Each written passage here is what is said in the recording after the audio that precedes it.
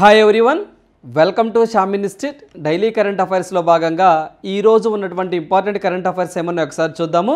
Right, so first one చూసినట్లయితే PM Surya Ghar Muft Bijli Yojana అని చెప్పేసి నరేంద్ర మోదీ గారు అండి సో ఈ స్కీమ్ను లాంచ్ చేయడం జరిగింది.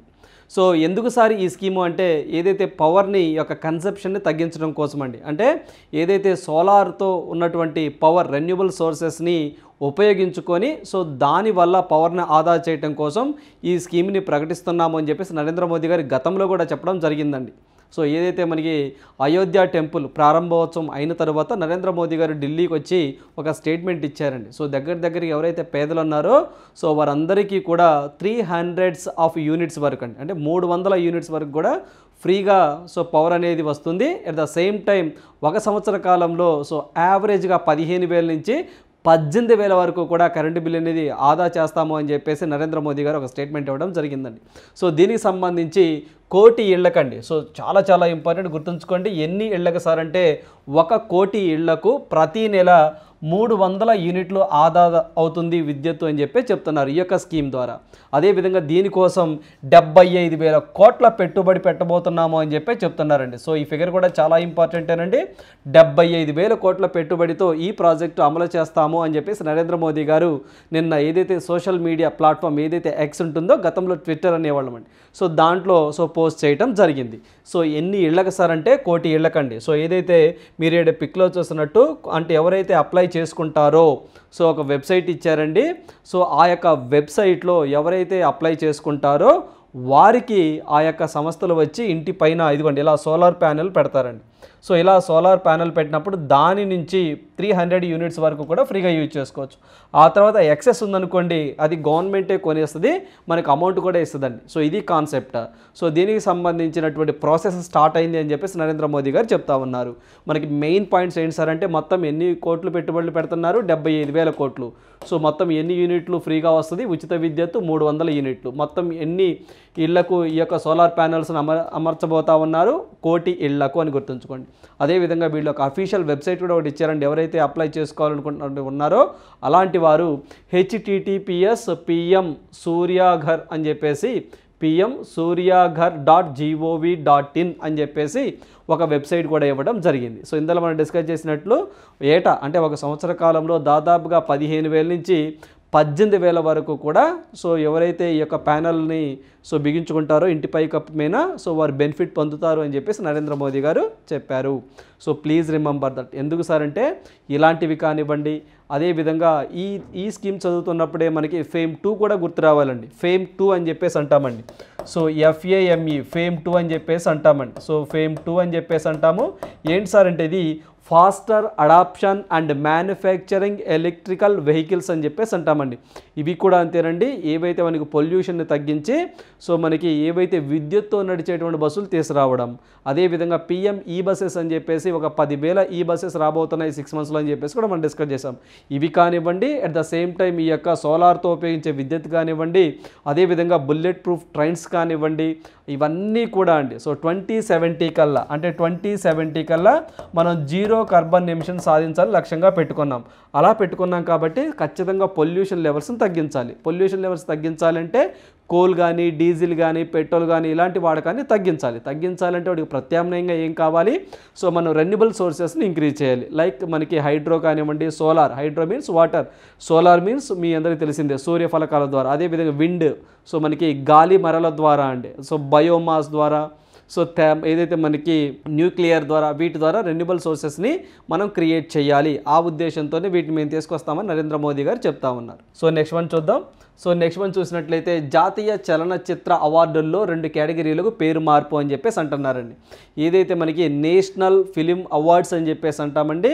సో మీ అందరికీ తెలిసిందే 2021కి సంబంధించి అంటే మనకి 2023లో అనౌన్స్మెంట్ చేశారండి. ఏ సంవత్సరానికి? 2021కి. అప్పుడు మనము best actor award Allu Arjun గారిని చదువుకున్నామండి, బెస్ట్ యాక్ట్రెస్ అని ఇలా చదువుకున్నాం. సో ఇవి 2022కి సంబంధించి రాబోతున్నాయండి. నామినేషన్లు అనేవి తీసుకోవడం జరుగుతుంది. సో ఒక 1 or 2 monthsలో ఇవి కూడా రాబోతున్నాయి. 2022కి సంబంధించి నేషనల్ ఫిలిం అవార్డ్స్ అని చెప్పేసి అయితే దాంట్లో డిఫరెంట్ కేటగిరీస్ ఉంటాయండి. సో ఆ డిఫరెంట్ కేటగిరీస్లో కొన్ని కేటగిరీస్కి నేమ్స్ అనేవి చేంజ్ చేయడం జరిగింది. అయితే ఏమని చేంజ్ చేశారు అన్నది ఇంపార్టెంట్.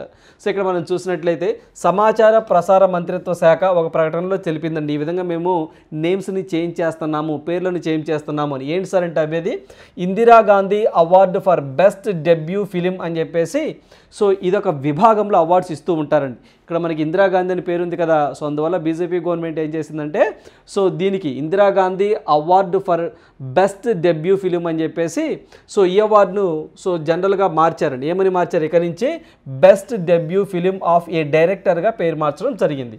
అంటే గతంలో బెస్ట్ ఏదైతే మనకి Indira Gandhi award for best debut film అని చెప్పేసి నిర్మాతకి అండ్ డైరెక్టర్కి కలిపి సో క్యాష్ ప్రైజ్ ఈక్వల్గా ఇచ్చేదండి. ఈసారి ఏం చేశారు సార్ అంటే best debut film of A director అని చెప్పేసి సో మనకి దానిగా పేరు మార్చడం జరిగింది. సో ఈసారి మాత్రం వచ్చే క్యాష్ ప్రైజ్ అనేది ఓన్లీ డైరెక్టర్ గారు మాత్రమే తీసుకుంటారు. ఓకేనండి. నెక్స్ట్ ఇదే తరహాలో Nargis Dutt award for best feature film on national integration అనే ఒక కేటగిరీ ఉంటుందండి. సో నర్గీస్ దత్ అనేది ఆమె ఒక బాలీవుడ్ హీరోయిన్ అండి. సో ఆమె పేరు మీద ఆ అవార్డు ఇస్తూ ఉన్నారు గతంలో. ఈసారి దాన్ని చేంజ్ చేశారు, ఆ విభాగాన్ని చేంజ్ చేశారు. ఏమని best feature film promoting national social and environmental values award అని చెప్పేసి పిలవాలి అని చెప్పేసి చెప్తా ఉన్నారు. So that is very very important, గుర్తుంచుకోండి. ఈ రెండు కూడా మేజర్ చేంజెస్ అండి, ఇంకా ఉన్నాయి బట్ ఇవి ప్రధానంగా గుర్తుంచుకోండి. ఇవి రెండు సో మెయిన్ కేటగిరీ కింద మనం ట్రీట్ చేయొచ్చు.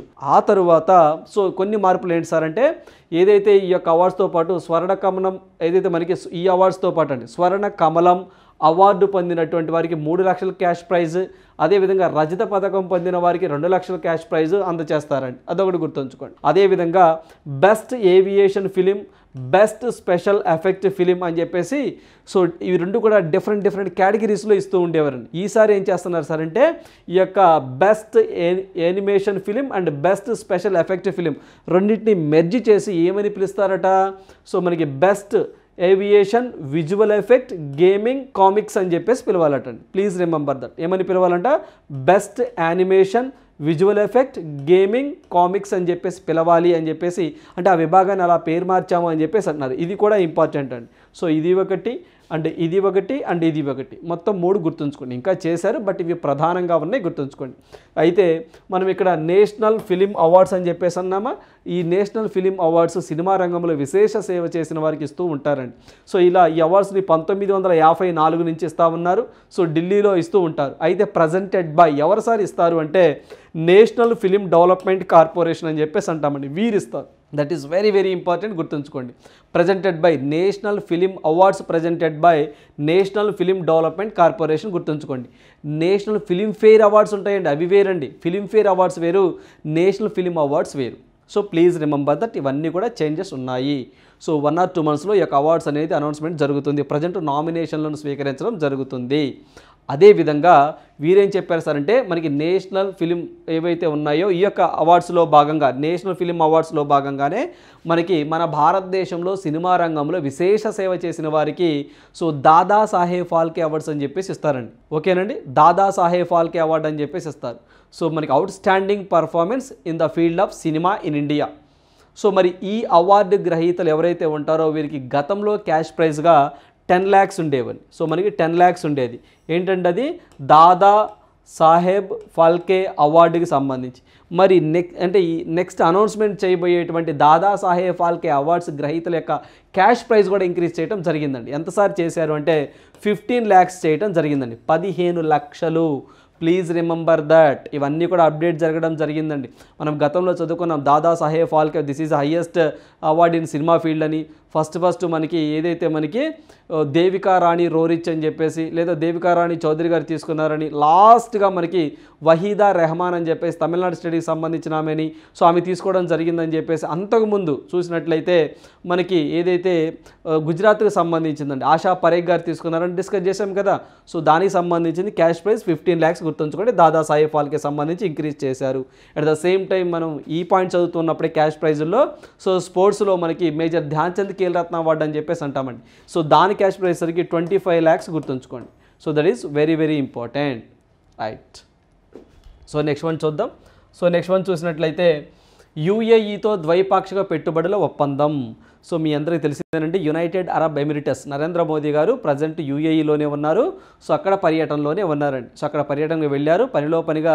సో అక్కడ అతిపెద్ద హిందూ దేవాలయం ఒకదాన్ని కూడా ఈరోజు ప్రారంభించబోతా ఉన్నారు నరేంద్ర మోదీ గారు. సో దీనికి సంబంధించి అబుదాబిలో ప్రధాని మోదీ గారు ఘన స్వాగతం, అంటే యూఏఈ క్యాపిటల్ అండి అబుదాబి అని చెప్పేసి అంటాం.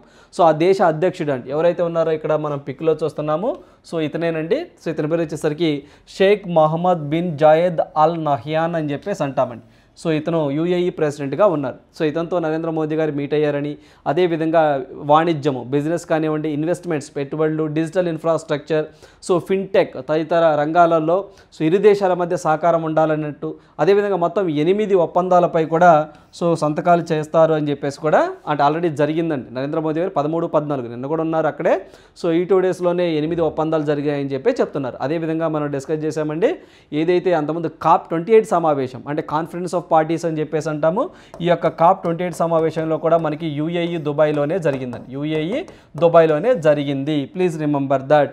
అయితే నరేంద్ర మోదీ గారు సో గతంలో కూడా యూఏఈ పర్యటనకు వెళ్ళారండి. వెళ్ళినప్పుడు అక్కడ మనకి ఏదైతే ఐఐటి ఢిల్లీ అండి, సో మనం ఐఐటి ఢిల్లీ అని చెప్పేసి అంటామో, ఈ యొక్క ఐఐటి ఢిల్లీకి సంబంధించి ఒక క్యాంపస్ను ఒకదాన్ని కూడా అబుదాబిలో ఏర్పాటు చేస్తాము అని చెప్పేసి కూడా 2 దేశాల మీద ఒప్పందాలు జరిగినాయనే పాయింట్ కూడా మనం గతంలో డిస్కస్ చేసాం. సో ఆ పాయింట్ కూడా ఇక్కడ యాడ్ చేసుకోండి. అదేవిధంగా మన యూఏ అనగానే కాప్ సమావేశాలు గుర్తుండాలి. అట్ ద సేమ్ టైం మనకి ఐఐటి ఢిల్లీ క్యాంపస్ను ఒక దాన్ని ఏర్పాటు చేయడం, అంటే ఏర్పాటు చేస్తాము అబుదాబిలో అని చెప్పేసి ఎంఓయూ జరగడం జరిగింది. సో ఇవి ఒకటి గుర్తుంచుకోండి. అదేవిధంగా నరేంద్ర మోదీ గారు సో అక్కడ అతిపెద్ద హిందూ దేవాలయం ఒక దాన్ని ఈరోజు ప్రారంభించబోతున్నారండి. దాని పేరు ఏంటి సార్ అంటే, సో మనకి అక్షర్ పురుషోత్తం స్వామి నారాయణ్ టెంపుల్ అని చెప్పేసి అంటామండి. దగ్గరగా 700 కోట్ల రూపాయలతో దాని నిర్మాణం జరిగింది. దగ్గరగా 27 ఎకరాల్లో ఆ యొక్క దేవాలయాన్ని నిర్మించారు. సో ఆ దేవాలయం యొక్క ఎత్తు చూసినట్లయితే 108 అడుగుల ఎత్తులో ఉంది, 262 అడుగుల పొడవు ఉంది. అదేవిధంగా 55,000 చదరపు మీటర్ల యొక్క వైశాల్యాన్ని కలిగి ఉన్నది ఆ టెంపుల్. సో అది కూడా ఎగ్జామ్లో ఇంపార్టెంటే, గుర్తుంచుకోండి. ఎందుకు సార్ అంటే, సో జనరల్గానే మనకి యూఏ అంటేనే అరబ్ కంట్రీ అండి. మరి అక్కడ హిందూ దేవాలయం అంటే, సో దగ్గరగా మనం చూస్తే యూఏఈలో మన భారతదేశానికి సంబంధించినటువంటి వ్యక్తులు 30 లక్షల మంది అక్కడ నివసిస్తూ ఉన్నారటండి. సో మరి వాళ్ళకంటే ఒక టెంపుల్ ఉండాలి కదా. సో ఆ ఉద్దేశంతోనే ఈ టెంపుల్ని నిర్మిస్తున్నాము అని చెప్పేసి సో అక్షర పురుషోత్తం స్వామినారాయణ సంస్థ అని ఒకటి ఉంటుందండి, వాళ్ళు సో ఆ పేరు వచ్చే విధంగా పెట్టడం జరిగింది. అదేవిధంగా యూఏఈ అనగానే మనకి యూఏ అనేది 3వ అతిపెద్ద వ్యాపార భాగస్వామి అండి. మనకి 3వ అతిపెద్ద వ్యాపార భాగస్వామి అంటే బిజినెస్ పార్ట్నర్ మనకి. అదేవిధంగా 7వ అతిపెద్ద పెట్టుబడిదారు, అంటే మనకి ఎక్కువగా ఇన్వెస్ట్మెంట్లు కూడా రావడంలో అది 7వ స్థానంలో ఉంది. Please remember that. ఇది కూడా ఎగ్జామ్ పాయింట్ ఆఫ్ వ్యూ ఇంపార్టెంటే, గుర్తుంచుకోండి. సో నరేంద్ర మోదీ గారు సో ఈరోజు ఈ యొక్క టెంపుల్ని ప్రారంభించబోతా ఉన్నారు. దీనికి సంబంధించి రేపు ఏమైనా అప్డేట్ ఉంటే ఫర్దర్గా సో మళ్ళీ మనం డిస్కస్ చేద్దాం. సో ఈ పాయింట్స్ అన్నీ గుర్తుంచుకోండి. So COP28 that is very important, conference of parties, right. So next one చూద్దాం. 20 లక్షల కోట్ల రిలయన్స్. సో మార్కెట్ విలువ పరంగా అండి, సో మనకి మార్కెట్ వాల్యూ పరంగా 20 లక్షల కోట్ల మైలురాయిని, సో 20 లక్షల కోట్ల మైలురాయిని అధిగమించిన తొలి భారతీయ కంపెనీ ఏంటి సార్ అంటే, దట్ ఈస్ రిలయన్స్ ఇండస్ట్రీస్ అని చెప్పేసి అంటామండి, గుర్తుంచుకోండి. సో మనకి 20 లక్షల కోట్లు అండి దాని యొక్క మార్కెట్ క్యాపిటల్, గుర్తుంచుకోండి. దాని యొక్క మార్కెట్ అంత విలువను కలిగి ఉన్నదంట. అది ఫస్ట్ ప్లేస్లో ఉంది. మరి సెకండ్ ప్లేస్లో ఏముంది సార్ అంటే TCS ఉంది, థర్డ్ ప్లేస్లో HDFC ఉంది, ఫోర్త్ ప్లేస్లో ICICI బ్యాంక్ ఉంది, గుర్తుంచుకోండి. ఓకేనండి. దీంతో పాటుగా సో మనకి TCS, HDFC, ICICI, ఇన్ఫోసిస్, అదేవిధంగా LIC ఇవి టాప్ 6లో ఉన్నటువంటి. ఫస్ట్ అయితే మాత్రం రిలయన్స్ అండి. సో మనకి రిలయన్స్ గుర్తుంచుకోండి. అంటే సార్ ఇది 20 లక్షల కోట్లు కదా, మరి ఇవెంత సార్, అవి ఎగ్జామ్లో అవసరం లేదండి. టాప్ ఇది ఒకటి గుర్తుంచుకోండి, ఎందుకంటే అవన్నీ అంటే హెవీ అవుతుందండి డేటా. సో టాప్ 3 కంట్రీస్ ఏంటి, టాప్ 3 కంపెనీస్ ఏంటి, ఇలా అడుగుతారు ఎగ్జామ్ పాయింట్ ఆఫ్ వ్యూలో. ఓకేనా. ఫస్ట్ రిలయన్స్, ఆ తర్వాతే TCS, HDFC. TCS Tata consultancy service అండి, సాఫ్ట్వేర్ కంపెనీకి సంబంధించి. HDFC private bank, ICICI private bank, Infosys tech company, LIC మీకు తెలిసిందే life insurance corporation. So next one చూద్దాం. సో నెక్స్ట్ వన్ చూసినట్లయితే ministry of education launches Apaar in remote villages across India. So మనకి ministry of education present Dharmendra Pradhan గారు ఉన్నారండి. So వీరికి సంబంధించినటువంటి ministry APAAR అనే ఒక యాప్ని లాంచ్ చేసిందంటండి. సో ఎందుకు సార్ అంటే, సో మనకి ఇక APAAR remote the village across the India అని చెప్పేసి అంటున్నారు. ఏంటి సార్ ఈ యొక్క అపార్ అంటే, ఇక్కడ మనం చూస్తే ఇక్కడ మనకి అపార్ ఫుల్ ఫామ్ చూద్దామండి. అపార్ అని చెప్పేసి అంటాము automated permanent academic account registry అని చెప్పేసి అంటామండి. అకౌంట్ రిజిస్ట్రీ అని చెప్పేసి అంటాం. Please remember that. సో మనకి automated permanent academic account registry అని చెప్పేసి అంటాం. సో ఇవన్నీ కూడా త్రూ కామన్ సర్వీస్ సెంటర్ ద్వారా అప్లై చేసుకోవాలి అని చెప్పేసి అంటున్నారండి. సో ఇక్కడ మన through common service centres in the remote villages in India. యాక్చువల్గా ఇది అపార్ ఐడి అని చెప్పేసి సో ఒకదాన్ని తీసుకురాబోతా ఉన్నారు. ఏంటి సార్ అంటే అది, సో ఒకసారి చూడండి. ఏదైతే మనకి ఆధార్ కార్డు ఉందనుకోండి, అదేం చేస్తుంది, మనకు ఐడి అండి, అంటే మన అడ్రస్ని తెలియజేస్తుంది, మన నివాసం ఏంటి, మన చిరునామా ఏంటి, ఇలా తెలియజేస్తుంది. అదే పాన్ కార్డు ఉందనుకోండి, అదేం తెలియజేస్తుంది, మన ఫినాన్షియల్ ట్రాన్సాక్షన్ తెలియజేస్తుంది. అంటే ఆ పాన్ కార్డు కొడితే మన యొక్క ఫినాన్షియల్ స్టేటస్ ఏంటి, ఏ బ్యాంకులో ఏ లోన్ ఉంది ఏంటి మనకు తెలిసిపోతుంది. అలా కాకుండా మనకి ఏదైతే ఓటర్ ఐడి ఉందనుకోండి, ఓట్లకు సంబంధించి తెలియజేస్తుంది. ఇట్లా అపార్ ఐడి అని చెప్పేసి ఒక ఐడిని రాబోయే రోజుల్లో ఎవరైతే గవర్నమెంట్ స్కూళ్ళల్లో చదువుతారో అలాంటి పిల్లలకి మేము ప్రొవైడ్ చేయబోతున్నాము అని చెప్పేసి అంటున్నారు. ఒక ఐడి, ఆ ఐడి పేరే అపార్ ఐడి అని చెప్పేసి అంటున్నారు. అంటే వన్ నేషన్ వన్ స్టూడెంట్ అంటే ఒక్కొక్క స్టూడెంట్ సో మనకి ప్రైమరీ స్కూల్ నుంచి గ్రాడ్యుయేషన్ వరకు ఎక్కడ చదివారు అని చెప్పేసి సమస్త సమాచారం అంటది. ఆ పిల్లగాడి యొక్క సమాచారం అంతా కూడా ఈ ఐడిలో నిక్షిప్తమై ఉంటుందట. అంటే ఇప్పుడు టీసీలు కానివ్వండి, జాయినింగ్ కానివ్వండి, ఇప్పుడు 1వ తరగతి నుంచి వేరే స్కూల్కి వెళ్ళడం, అక్కడి నుంచి టీసీ తీసుకొని మళ్ళీ వేరే స్కూల్, ఇలా జరుగుతూ ఉంటాయి కదా. అలా కాకుండా సో అవి ఇచ్చే విధానంలో ఫిజికల్గా కొంత ఇబ్బంది జరుగుతుందండి. అంటే టీసీలు ఎక్కడైనా మనం పోగొట్టుకోవటం ఇలాంటివి జరుగుతూ ఉన్నాయి. ఇట్లా కాకుండా సో ఈ ఐడి ఇస్తారండి. ఈ ఐడి ఇచ్చినప్పుడు ప్రీవియస్ స్కూల్లో నువ్వు ఎక్కడ చదివావు ఏంటి ఆ డేటా అంతా కూడా ఈ ఐడి కొట్టగానే సో మొత్తం లిస్ట్ అవుతుందండి. మనం 6వ తరగతి ఎక్కడ చదివాము, 6th 7th 8th ఎక్కడెక్కడ చదివాము మొత్తం డిస్ప్లే చూపిస్తూ ఉంటుందండి. సో ఏ సంవత్సరంలో చదివాము, సో ఎక్కడి నుంచి ఏ స్కూల్కి వెళ్ళాము, సో మొత్తం ఓవరాల్గా మన యొక్క ఏదైతే ఎడ్యుకేషనల్ బ్యాక్గ్రౌండ్ అంతా కూడా ఆ యొక్క ఐడిలో కనిపిస్తుంది. అలా ఒక్కొక్క స్టూడెంట్కి ఐడి కార్డులు ప్రొవైడ్ చేస్తాము అని చెప్పేసి ఈ యొక్క అపార్ అనే ఒక ఇనిషియేటివ్ని తీసుకురావడం జరిగింది. ఎవరు సార్ అంటే education minister. So please remember that. So దీన్ని ఏదైతే నేషనల్ ఎడ్యుకేషన్ పాలసీ 2020లో భాగంగా మేము తీసుకొస్తాము అని చెప్పి చెప్తున్నారు. సో దీనికి వీరు one nation one student ID అని చెప్పేసి కూడా పేరు పెట్టడం జరిగింది, గుర్తుంచుకోండి. So one nation one student ఐడిలో భాగంగా ఏ ఐడి వార్తల్లోకి వచ్చింది సార్ అంటే అపార్ గుర్తుంది. అపార్ అంటే automatic permanent academic account registry. Please remember that. Present education minister Dharmendra Pradhan ఉన్నారు. రైట్. సో నెక్స్ట్ వన్ చూద్దాం. Odisha to give 1000 to all families under PDS. So మనకి ఒడిషా గవర్నమెంట్ మరోసారి వార్తల్లోకి రావడం జరిగిందండి. So PDS public distribution system అని చెప్పేసి అంటామండి. పీడిఎస్ పబ్లిక్ డిస్ట్రిబ్యూషన్ సిస్టంలో భాగంగా మేము 1000 రూపీస్ ఇస్తాము. సో బిలో పావర్టీ లైన్ ఎవరైతే పేదలు ఉంటారో వాళ్ళకి మేము పీడిఎస్లో భాగంగా 1000 రూపీస్ ఇస్తాము అని చెప్పేసి నవీన్ పట్నాయక్ గారు చెప్పడం జరిగిందండి. సో ఏదైతే మనకి provide one time livelihood assistance to 1000 in cash to each of the over 95.90 lakh families covered under public distribution system. So మనకి పబ్లిక్ డిస్ట్రిబ్యూషన్ సిస్టంలో భాగంగా సో మొత్తము 95.90 లక్షల ఫ్యామిలీస్కి సో 1000 రూపీస్ చొప్పున వన్ టైం లైవ్లీహుడ్ కింద మేము ఇస్తాము అని చెప్పేసి ఆయన చెప్తా ఉన్నారు. ఎందుకు సార్ అంటే 2024లో ఎలక్షన్స్ దగ్గరకు ఉన్నాయి కదా, సో ఆ ఉద్దేశంతో అని చెప్పేసి ప్రతిపక్షాలు అంటా ఉన్నాయి. అయితేనే సో మనకి ఇటీవల కాలంలో పీడిఎస్లో భాగంగా వన్ టైం లైవ్లీహుడ్ అసిస్టెన్స్ కింద 1000 రూపీస్ని ప్రొవైడ్ చేసేటువంటి రాష్ట్రం ఏంటి అని ఎగ్జామ్లో అడగచ్చు. దట్ ఈస్ ఒడిషా అని చెప్పేసి ఆన్సర్ చేయండి. So that is enough. అదేవిధంగా ఒడిషా ఇంకొక స్కీమ్ని కూడా లాంచ్ చేసిందండి. ఏంటంటే స్వయం అనే ఒక స్కీమ్ని తీసుకురావడం జరిగిందండి. సో ఈ స్వయం అనే స్కీమ్లో భాగంగా ఎవరైతే రూరల్ అన్ఎంప్లాయిడ్ యూత్ ఉంటారో వాళ్ళకి 1 లక్ష రూపాయలు సో ఎటువంటి ఇంట్రెస్ట్ లేకుండా ప్రొవైడ్ చేస్తాము అని చెప్పి చెప్పడం జరిగిందండి. అదొకటి గుర్తుంచుకోండి.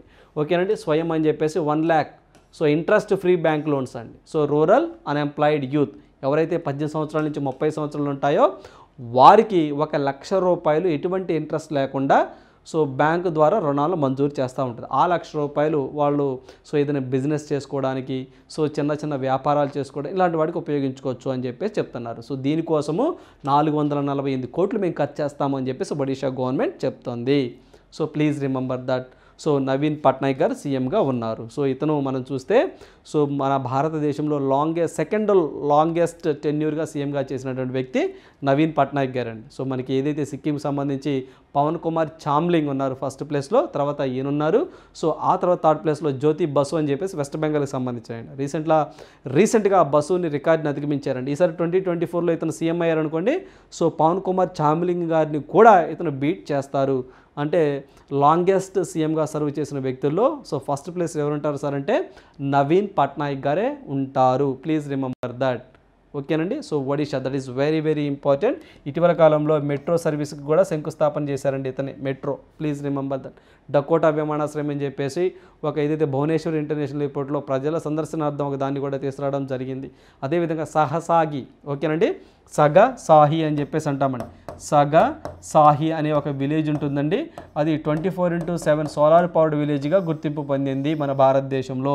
ఆ సగసాహి విలేజ్ ఎక్కడ ఉంటుంది సార్ అంటే సో మనకి ఒడిషాలోనే ఉంటుంది. అది కూడా గుర్తుంచుకోండి ఎగ్జామ్ పాయింట్ ఆఫ్ వ్యూలో. ఒడిషా అనగానే మీ అందరికీ తెలిసిందండి చిలికా లేక్ అని, బాగా ఫేమస్.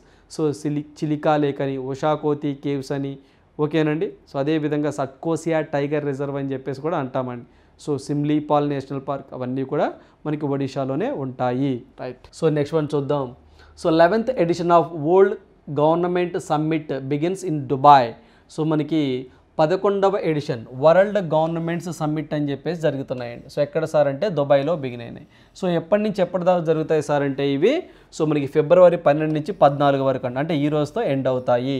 సో దీనికి సంబంధించి India, Turkey and Qatar, so ఇలాంటి దేశాలకు సంబంధించి గెస్ట్స్గా వీళ్ళని హానర్గా పిలవడం జరిగింది. సో ఇది ఒకటి గుర్తుంచుకోండి. ఏవైతే మనకి ఇండియా కానీ సో మనకి Turkey, Qatar have been declared the guests of the honours at the 2024 world government summit. So please remember that. ఏంటి సార్ ఏం డిస్కస్ చేస్తారంటే ఓవరాల్గా సో మనకి గ్లోబల్కి సంబంధించినటువంటి హర్డల్స్ ఏమైతే ఉన్నాయో వీటన్నిటిని కూడా డిస్కస్ చేస్తూ ఉంటారు. అంటే ప్రపంచవ్యాప్తంగా ఎటువంటి హర్డల్స్ ఉన్నాయి, వాటిని ఏ విధంగా ఓవర్కమ్ చేద్దాము, ఇలా వివిధ దేశాల నుంచి సో సీఈఓలు, వివిధ దేశాల నుంచి పెద్ద పెద్ద వ్యక్తులు సో ఇక్కడ అటెండ్ అవుతూ ఉంటారు. సో మరి దుబాయ్ నరేంద్ర మోదీ గారు ప్రజెంట్ అక్కడే ఉన్నారండి, దుబాయ్లోనే ఉన్నారు. ఓకేనా, అంటే మన లైక్ యూఏఈలోనే ఉన్నారు. మరి దీనికి సంబంధించి నరేంద్ర మోదీ గారు కూడా ఈరోజు పార్టిసిపేట్ చేస్తారు అని చెప్పేసి అంటా ఉన్నారు. సో మరి ఈ యొక్క వరల్డ్ గవర్నమెంట్ సమ్మిట్ అనేది సో ఒక థీమ్తో రన్ చేస్తున్నాను. ఏంటి సార్ ఆ theme? That is very very important. So shaping future governments అని థీమ్తో ఈ యొక్క సమావేశాలు జరుగుతున్నాయి, గుర్తుంచుకోండి. సో ఇటీవల కాలంలో ఏదైనా కాన్ఫరెన్స్ జరిగినప్పుడు ఎక్కడ జరిగిందితో పాటుగా దాని యొక్క థీమ్, దాని యొక్క మోటో ఏంటి, అది ఏ థీమ్తో జరిగిందని కూడా ఎగ్జామ్లో అడుగుతున్నారండి. అందువల్ల మనకి షేపింగ్ ఫ్యూచర్ గవర్నమెంట్స్ అనే ఒక థీమ్తో ఈ యొక్క వరల్డ్ గవర్నమెంట్ సమ్మిట్ అనేది సో జరుగుతూ ఉంది. Please remember that. ఎక్కడ జరిగింది సార్? సో మనకి దుబాయ్లో జరిగింది. Please remember that. Right. So next one చూద్దాం. సో నెక్స్ట్ వన్ చూసినట్లయితే ఉక్రెయిన్పై తొలిసారిగా జర్కాన్ క్షిపణిని ప్రయోగించిన రష్యా. సో ఇక్కడ పాయింట్ ఏంటి సార్ అంటే ఇదిగోండి ఈ జర్కాన్ క్షిపణి చూసారండి. ఈ జర్కాన్ క్షిపణి అనేది ఏ దేశానికి సంబంధించిందని అడుగుతారండి. So manufactured by Russia. So ఏ దేశం మీద ప్రయోగించారు? ఉక్రెయిన్ మీద ప్రయోగించారు. మీ అందరికీ తెలిసిందేనండి, రష్యా ఉక్రెయిన్ వార్ జరుగుతూ ఉంది. సో దీంట్లో భాగంగానే రష్యా వారి యొక్క క్షిపణిని ఉపయోగించారని చెప్పి చెప్తా ఉన్నారు. సో ఇది ప్రపంచంలో అత్యంత శక్తివంతమైనటువంటి క్షిపణి అని చెప్పేసి చెప్తా ఉన్నారండి. సో ఇది ఏదైతే మనకి ప్రపంచంలో ఏ అత్యున్నత గగనతల రక్షణ వ్యవస్థ కూడా దీన్ని అడ్డుకోలేదు అని చెప్పేసి అంటున్నారండి. సో ఇది చూసినట్లయితే గంటకండి దగ్గరగా 9,900 కిలోమీటర్ల వేగంతో ప్రయాణించగలదు అని చెప్పి చెప్తున్నారు. సో ఏదైతే మనకి అమెరికాకు చెందినటువంటి ఒక మిజైల్ డిఫెన్స్ సో మనకి అలయన్స్ ఒక కంపెనీ చెప్పిందండి, ఈ విధంగా ఈ జర్కన్ అనేది గంటకు 9,900 కిలోమీటర్లు అంటే సో చాలా ఫాస్ట్గా వెళ్తుందని, సో వీటిని తట్టుకోవడం అంటే చాలా కష్టం అని చెప్పేసి కూడా చెప్తా ఉన్నారు. దీన్ని ప్రయోగించారు ఉక్రెయిన్ మేనా అని చెప్పి చెప్పడం జరిగింది. రేపు మనకి ఎగ్జామ్ పాయింట్ ఆఫ్ వ్యూలో ఏ దేశం జర్కన్ అంటే రష్యాని గుర్తుంచుకోండి. ఇటీవల కాలంలో మనం కొన్ని చూసామండి, F-16 అని చెప్పేసి అన్నాం. సో F-16 సో మనకి యుద్ధ విమానాలండి మ్యానుఫ్యాక్చర్డ్ బై USA, అమెరికా కూడా తయారు చేశారండి. తయారు చేసి ఇటీవల కాలంలో మనకి కొన్ని దేశాలకండి టర్కీకి కూడా ఇవ్వడం జరిగిందని చెప్పేసి మనం చదువుకున్నాం. ఇది F-16 అంటే అమెరికా గుర్తు రావాలండి. S-400 అని చెప్పేసి స్క్వాడ్రాన్లు అని చెప్పేసి అంటామండి. ఇవి రష్యా వాళ్ళు తయారు చేశారండి. సో మనకి రష్యా వాళ్ళు తయారు చేశారు. ఒక 5ని మన భారతదేశానికి సో ఇస్తాము అని చెప్పేసి అన్నారు. ఆల్రెడీ 3 ఇచ్చారు, ఇక 2 రావాలండి. ఇంకా అదేవిధంగా మనకి రఫేల్ యుద్ధ విమానాలు అంటామండి. సో మనకి రఫేల్స్ అని చెప్పేసి అంటాము. సో మ్యానుఫ్యాక్చర్డ్ బై ఫ్రాన్స్ అండి. సో ఎవరు తీసుకున్నారు సార్ అంటే మనమేనండి. సో ఇండియాకి వాళ్ళు ఇవ్వడం జరిగింది. ఇదోటి గుర్తుంచుకోండి. సో ఇలాంటివి ఏమైనా సో ఉంటే ఎగ్జామ్ పాయింట్ ఆఫ్ వ్యూలో ఖచ్చితంగా మనం గుర్తుంచుకోవాల్సిందే. సో ఇప్పుడు మనకి zircon that is manufactured by Russia. So next one చూద్దాం. వేగంలో కొత్త రికార్డు సృష్టించిన చైనా మ్యాగ్లైవ్ రైల్ అని చెప్పేసి అంటున్నారు. మ్యాగ్నవ్ ట్రైన్ అని చెప్పేసి అంటున్నారండి. సో ఇక్కడ మీరు చూసినట్లయితే పిక్లో చూస్తున్నారండి. సో ఇది మనం చూస్తే మ్యాగ్నెటికల్లీ లెవిటెడ్ అని చెప్పేసి అంటామండి. అంటే మనకి ఏదైతే అయస్కాంతంతో నడిచేటువంటి అంటే ఆ యొక్క సూత్రం మీద అయస్కాంతంతో అంటే ఆ యొక్క పట్టాలు ఏవైతే ఉంటాయో అవి పూర్తిగా పట్టాల మీద కాకుండా లైట్గా కొంచెం పట్టాలకి ఆనుకోనట్టు సో ప్రయాణిస్తుందంటండి ఈ రైలు. దీన్ని చైనాలో ప్రయోగించడం జరిగిందండి. సో దాని పేరే మ్యాగ్లైవ్ అని చెప్పేసి అంటున్నారండి. మ్యాగ్లైవ్ అని చెప్పేసి అంటున్నారు ఆ ట్రైన్ పేరు. సో వేగంలో కొత్త రికార్డు సృష్టించిందని చెప్పేసి China aerospace science and industrial corporation చెప్పడం జరిగింది. Please remember that. గంటకు చూడండి 623 కిలోమీటర్లు అండి. So that is very very important. గంటకండి 623 కిలోమీటర్లు వెళ్తుందండి. మన వందే భారత్ ఎంత అండి గంటకి? సో అంటే అప్రాక్సిమేట్గా అంటే మామూలుగా అయితే రూట్ని బట్టి ఉంటుందిలేండి. సో మామూలుగా అయితే రూట్ని బట్టి ఉంటుంది. ఇన్ జనరల్గా కొన్ని రూట్స్లో వందే భారత్ 130 కిలోమీటర్స్, సో కొన్ని కూడా 160 కిలోమీటర్స్, సో కొన్ని రూట్స్లో 120 కిలోమీటర్స్ ఇలా వెళ్తూ ఉంటాయి.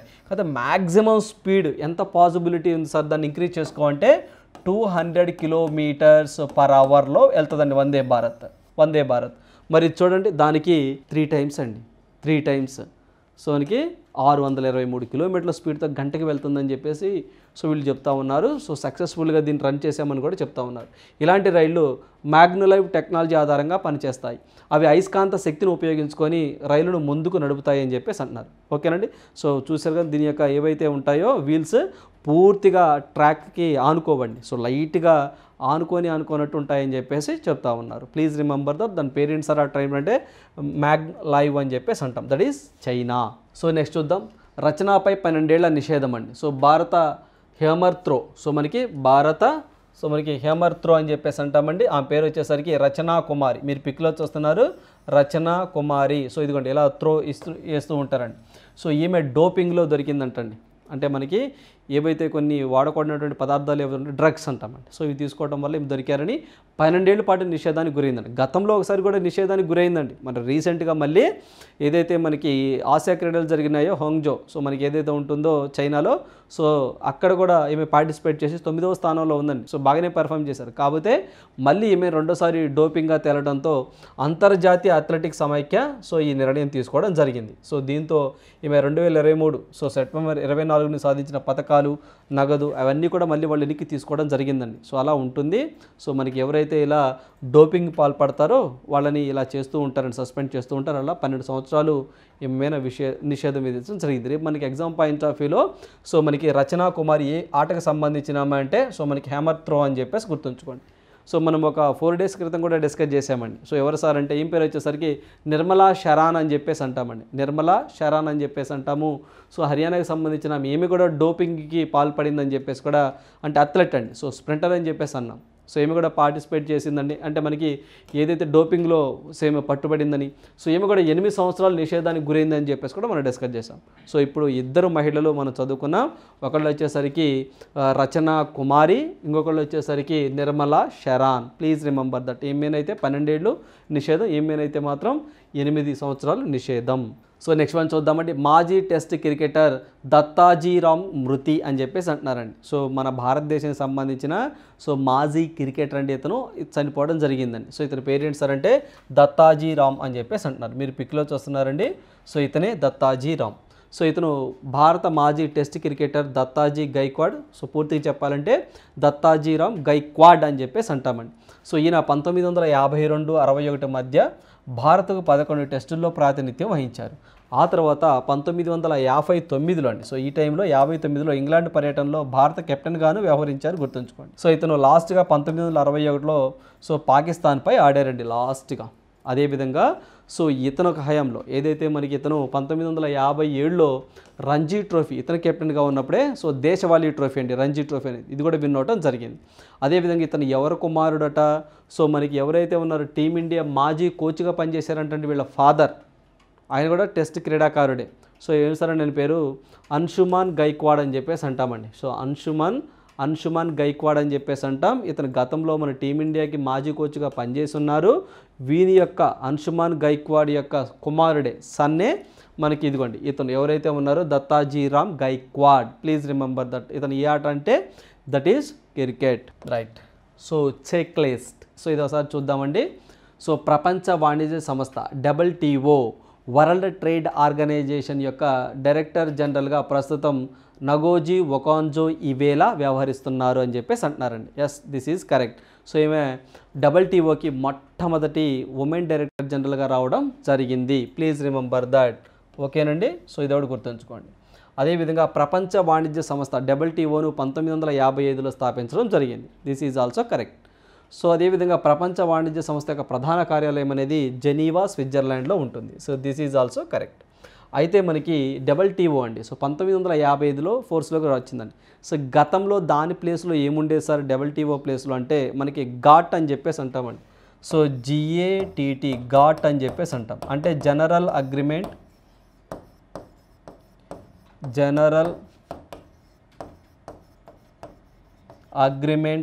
On tariff general agreement on tariffs అండి. సో మనకి టారిఫ్స్ అండ్ ట్రేడ్ అని చెప్పేసి అంటామండి. ట్రేడ్ అంటే సో గాట్ అంటే general agreement on tariffs and trade అని చెప్పేసి అంటాం. సో ఇది 1947లో సైన్ చేశారండి, అన్ని దేశాలు ఒప్పుకున్నాయి. సో తర్వాత ఇది ఎప్పటి నుంచి ఫోర్స్లోకి వచ్చింది సార్ అంటే 1948 నుంచి ఫోర్స్లోకి రావడం జరిగిందండి. మెయిన్గా సో ఏదైతే అంతర్జాతీయ వాణిజ్యాన్ని ఈజ్ చేయటం కోసం ఈ యొక్క ఘాట్ అనేది ఏర్పడింది. ఆ తర్వాత మరకేష్ అగ్రిమెంట్ ప్రకారము దీన్ని రీషెల్ఫ్ చేసేసి సో 95 నుంచి ఒక కొత్త వ్యవస్థను తీసుకొచ్చారు. అదే WTO అని చెప్పేసి అంటాం. దానికి ప్రస్తుతం డైరెక్టర్ జనరల్గా ఒక మహిళ నగోజీ ఒకాంజో ఇవేలా అని చెప్పేసి నైజీరియా కంట్రీకి సంబంధించినామండి. సో మనకి నైజీరియా దేశానికి సంబంధించిన ఆమె ఫస్ట్ ఆఫ్రికన్ కూడా మనం చెప్పొచ్చు ఏమి రావడం జరిగింది. Please remember that. So next one చూద్దాం. Question for you. ఈ ప్రశ్న మీకోసమే. Which team emerged victorious in under 19 men's one day world cup 2024? So ఓవరాల్గా ఇక్కడ ఏంటి సార్ అంటే మనకి అండర్ 19 మెన్ వరల్డ్ కప్ ఎవరు విన్ అయ్యారు అని చెప్పేసి అంటున్నారండి 2024. సో మీ అందరికీ తెలిసిందే, మనం డిస్కస్ చేసామండి. That is Australia. ఓకేనండి, ఆస్ట్రేలియా విన్ అవటం జరిగింది. సో డిఫీటెడ్ ఎవరు సార్ ఓడింది అంటే దట్ ఈస్ ఇండియా.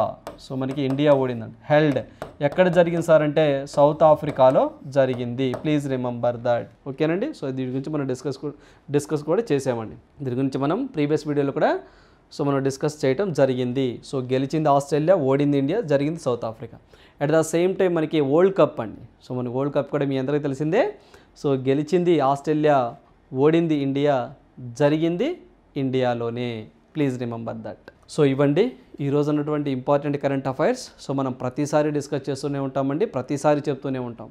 సో ఏవైతే ఈ వీడియోస్తో పాటుగా సో మన శ్యామ్ ఇన్స్టిట్యూట్ టెలిగ్రామ్ ఛానల్లో మీకు తెలుగు వెర్షన్లో అండ్ ఇంగ్లీష్ వెర్షన్లో సో ప్రతిరోజు కూడా సో ఏ రోజు కరెంట్ అఫైర్స్ ఆ రోజు మీకు ఫ్రీగా అప్లోడ్ చేయడం జరుగుతుంది. సో దయచేసి ఆ అవకాశాన్ని కూడా ఉపయోగించుకోండి. So thank you, all the best.